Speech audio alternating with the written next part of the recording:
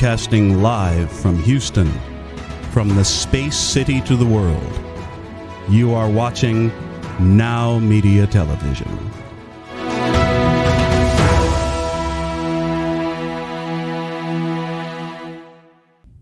Hey, welcome back to Biz Talk TV here on Now Media TV. Gosh, I'm going to get that right one time, I'm sure. I'm Michael Ragey, your business guide, and I got my good friend Roland Parker from Impress Computers in the house. Roland, how are you today?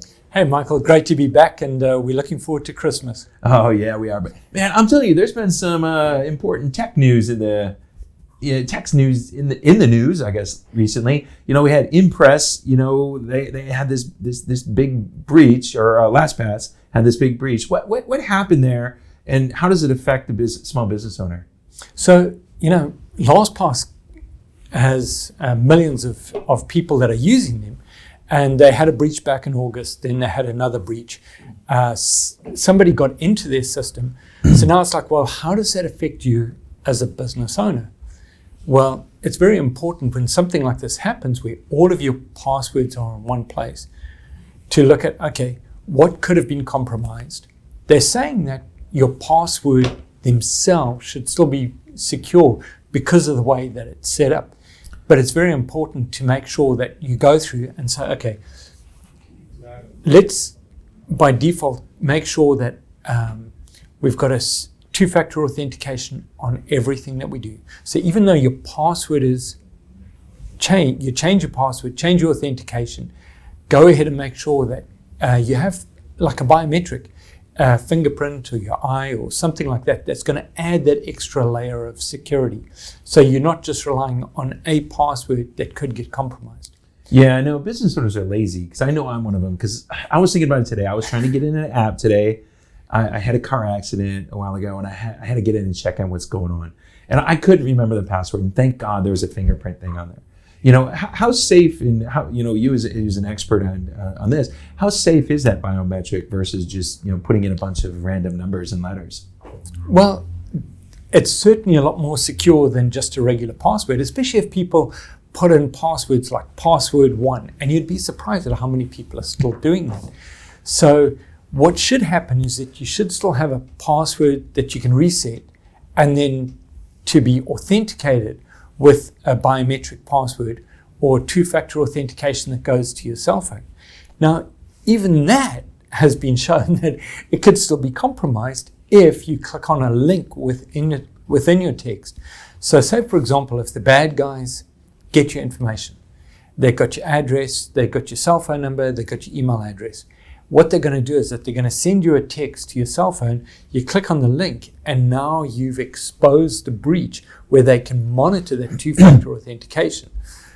But it's that much more difficult if you add the biometrics to it, because unless they're going to come and cut off your thumb, it's a little bit more secure.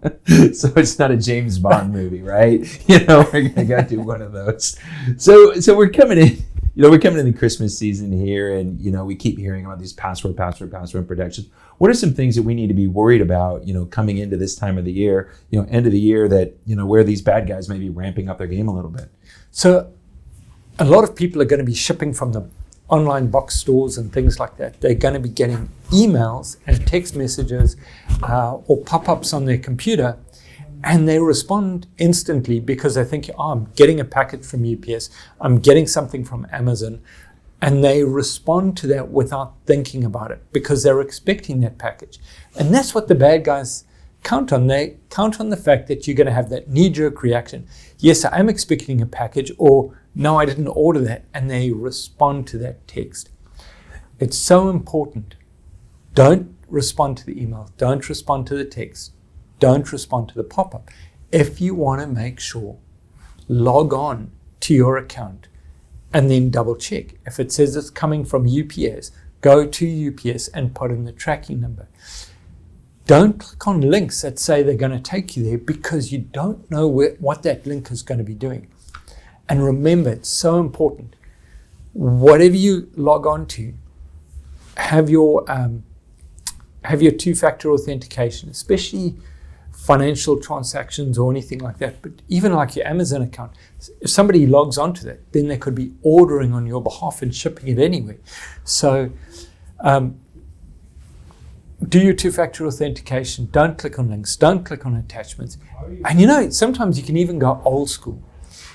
Make complicated passwords, but write them down in a book, in your notebook that you carry around with you, because guess what?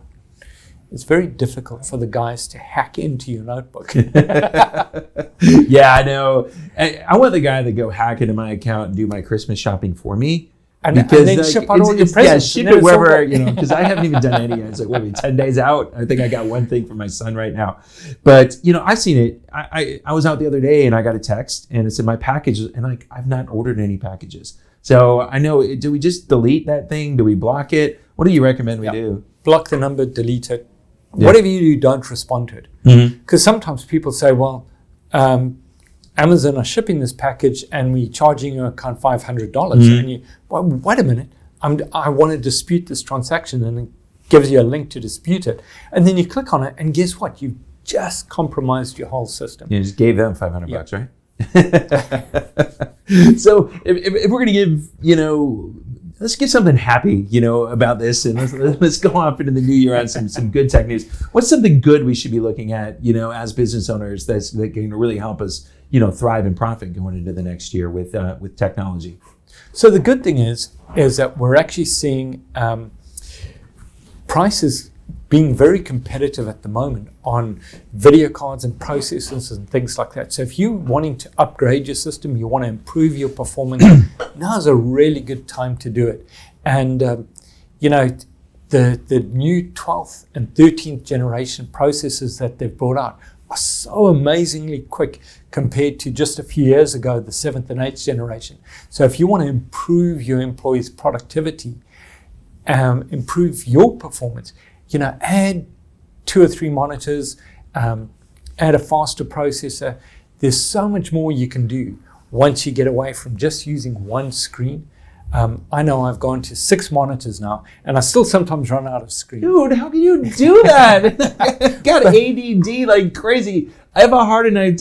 You can see my computer over here. I have a hard enough time managing one screen with like 20 tabs. I accidentally closed my browser the other day, where I had like 30 tabs open and stuff, and I couldn't remember how to get it back, dude. How do you do 6 screens? So the thing is that you just have different things on each screen that you're monitoring. And you might have a couple of tabs and different things that you're running on each screen, but the main thing is right there. So instead of having to go back to this screen or back to that screen, you just have them up on your screen, and then you just say, okay, you're just moving your mouse across the screens. So we found that we had a title company. Everybody used to have one screen.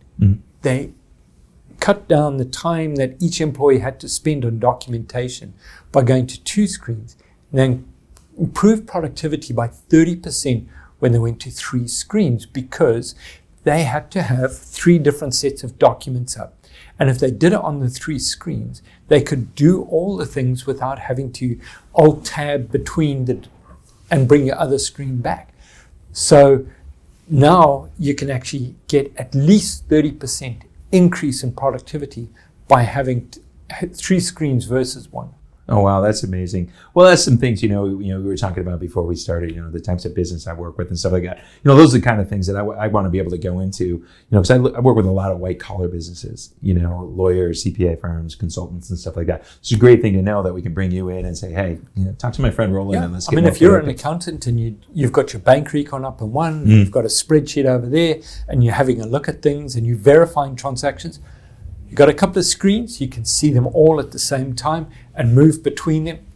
Perfect way to increase your productivity. Oh, awesome. Well, that's some great stuff, Roland, man. I appreciate it. It's always great when you come in studio. I love doing the live things, and it's fun. Every time you come in here, we have a good time. So I hope you and your family have yourself a happy holiday and Merry Christmas. And we'll catch you here probably right after the end of the year. Sounds good. Thanks, Michael. All right. Have a happy Christmas. All right. This is Michael Razor, your business guide. We'll be back with Now Media TV and Biz Talk TV right after this.